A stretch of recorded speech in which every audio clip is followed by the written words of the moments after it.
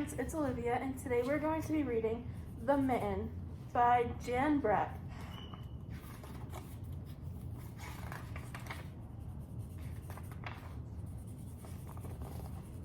Once there was a boy named Nicky who wanted his new mittens made from wool as white as snow.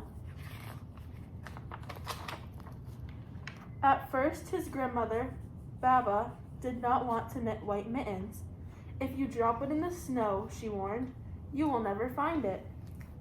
But Nicky wanted snow white mittens, and finally Baba made them.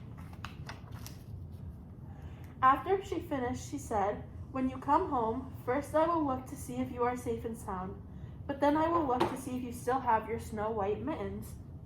So off Nicky went, and it wasn't long until one of his new mittens dropped in the snow and was left behind. A mole, tired from tunneling along, discovered the mitten and burrowed inside. It was cozy and warm, just like the right size, so he decided to stay. A snowshoe rabbit came hopping by.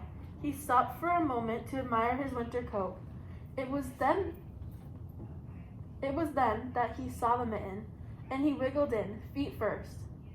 The mole didn't think there was room for both of them, but when he saw the rabbit's big kickers, he moved over.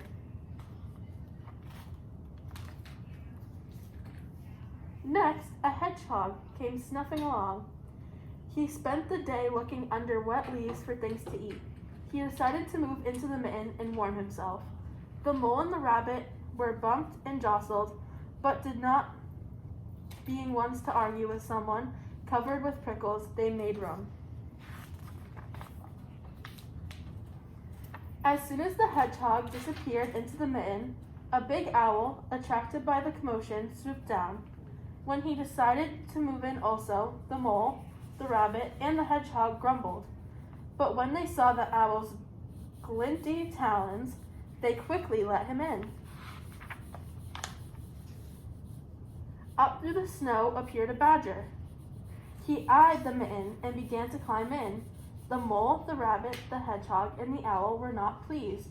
There was no room left. But when they saw his diggers, they gave him the thumb. It started snowing, but the animals were snug in the mitten. A waft of warm steam rose in the air, and a fox trotting by stopped to investigate. Just the sight of the cozy mitten made him feel drowsy. The fox poked his muzzle in. When the mole, the rabbit, the hedgehog, the owl, and the badger saw his shiny teeth, they gave the fox lots of room.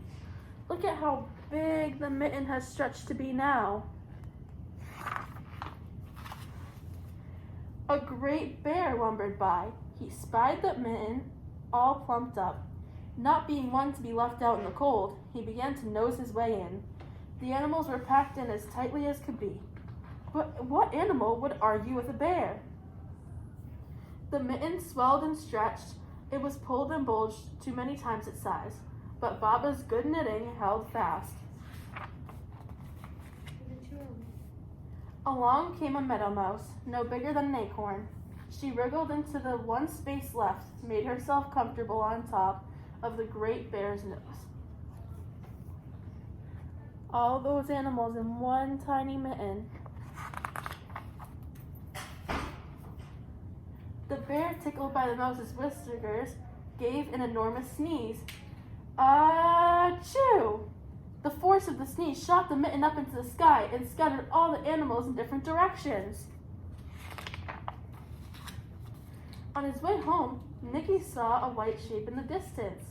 It was the lost mitten, silhouetted against the blue sky. Right there.